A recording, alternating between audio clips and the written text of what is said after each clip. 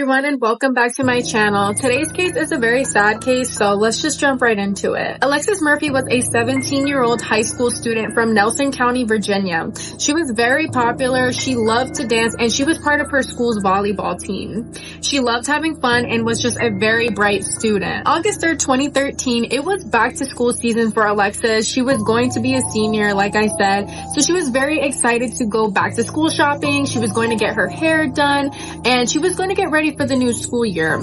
In particular, that specific day, she was going to go to a hair appointment and go shopping because that same week she had senior portraits. Alexis had told her parents that day that she was heading to Lynchburg to do some shopping and to get her hair done. But she never made it to her hair appointment, and her parents were unable to reach Alexis. And this was very out of character of Alexis. She had 11 p.m. curfew. She never did not show up to curfew, and she never did not make contact with her parents to say, hey, I'm going to be a little bit late, or hey, this is what's going on. She made absolutely no contact. So this was an absolute red flag to her parents. Since her parents were so worried, they immediately filed a missing persons report.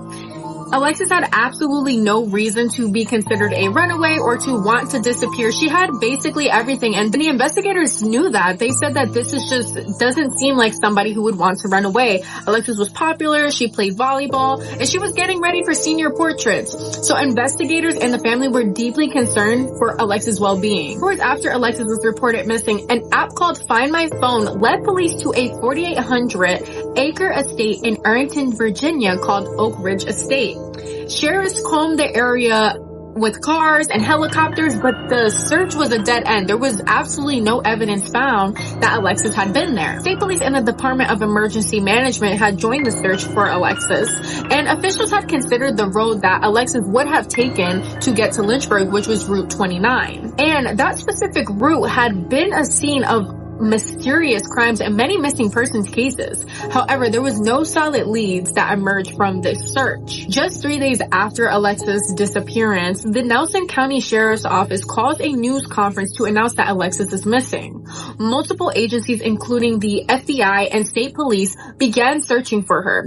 Later that night, authorities found out that Alexis was last seen at a Liberty gas station in Lovingston. The next night, an anonymous tipster had called in to say that they saw Alexis's white Nissan 2003 Maxima found abandoned in a Carmine Cinema parking lot just outside of Charlottesville City.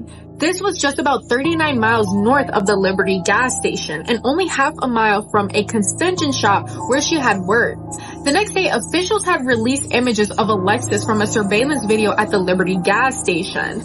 In the surveillance footage, you can see that there's a man holding the door for her, and that particular man is going to become the prime suspect in Alexis's disappearance.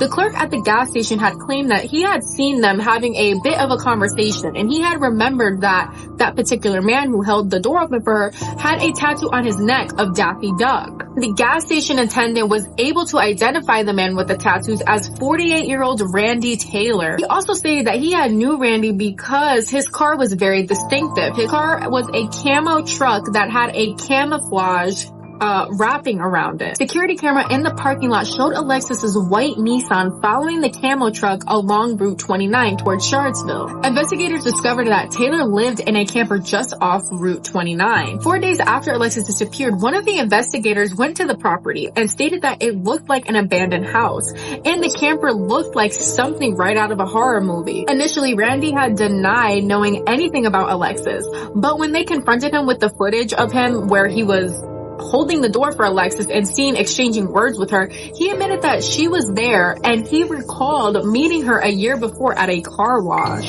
According to Randy, he said that he was smoking some leaf and that she had made a comment about the leaf, saying that it had smelled like really good stuff. Randy also stated that Alexis was with another man and they were talking about a leaf sale, and they had came to his camper to buy leaf. To validate Randy's story, the investigator filed a warrant to search Randy's trailer. Alexis' social media was scoured in search of a man matching what Randy's description of. The individual was identified as someone that Alexis had went to high school with, and he had fled when Alexis had initially disappeared. But But he did have an alibi and he was ruled out as a suspect, and he had absolutely nothing to do with Alexis' disappearance. Investigators obtained another search warrant for Randy's home where they had found a torn fingernail, hair extensions, and a diamond stud. DNA was later matched to Alexis Murphy. The next day, they went back to Randy's trailer again, and what they found was very disturbing. They found the shirt that Randy was wearing the day of Alexis' disappearance, and wrapped in it was Alexis' hair extensions and her press-on eyelashes. Police called in canine units to further search around Randy's trailer to see if maybe Alexis' body was there, to see if they can find a cell phone, and they got particular canines that were able to sniff out the glue in cell phones to see if maybe they would be able to find this evidence. And fortunately enough, her cell phone was recovered just 70 feet away from Randy's trailer, and it was smashed to pieces. The back of the iPhone was completely torn and it just looked unrecognizable. Investigators had a very tough conversation with Alexis Murphy's family and had stated to them that they had believed that Alexis was dead. Even without the body, there was enough evidence to charge Randy with a murder charge, just because all of the evidence was very staggering and very obvious that something occurred maybe at his home, but her body was not found at that time. The parents obviously wanted to keep searching for Alexis to see if maybe they can lay her to rest. But before the trial began, investigators had offered Randy a deal. It stated that if Randy was able to tell them where Alexis's body was, they would give him a lighter sentence of 20 years.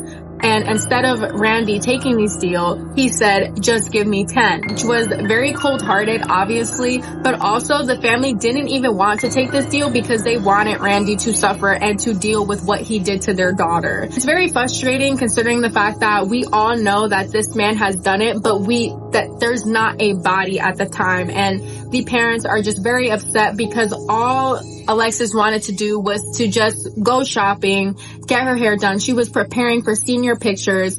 It's just so upsetting because she really just was a bright, loving girl, very popular. That's all she wanted to do that day. And unfortunately, she lost her life to this random man who was completely just sick in the head and just saw her and just wanted to destroy what he saw. Murder trial began on May 2014 at Nelson County Courthouse, and Randy was found guilty of abduction and first-degree murder, and he was sentenced to 2 life terms in prison. Very interesting about this case is that investigators came up with a theory that Alexis might have been following Randy to possibly buy some weed.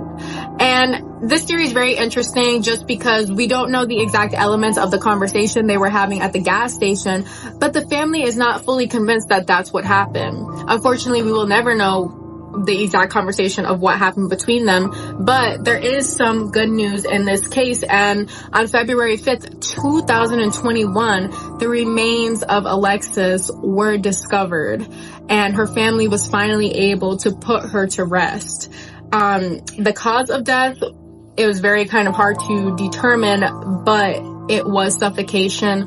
Was she essayed? That has never been released. We're not exactly sure what exactly took place, but I do know that her family was able to lay her to rest, and she's no longer considered a missing person. This case was very disturbing, guys. I hope you guys enjoyed. Have you guys heard this case? This is the first time I was hearing this case. I was scrolling on TikTok and somebody was talking about it. I was like, oh my God, like I have to talk about this. This is so crazy because a lot of times I go to get stuff done. I'm by myself. Sometimes I go to the gas station kind of late, and I'm not thinking that these things are going to happen. No, because at the end of the day, we're excited about what's going on. You know, school's coming up or we have a big event. We're not thinking, oh my God, this person's trying to harm me.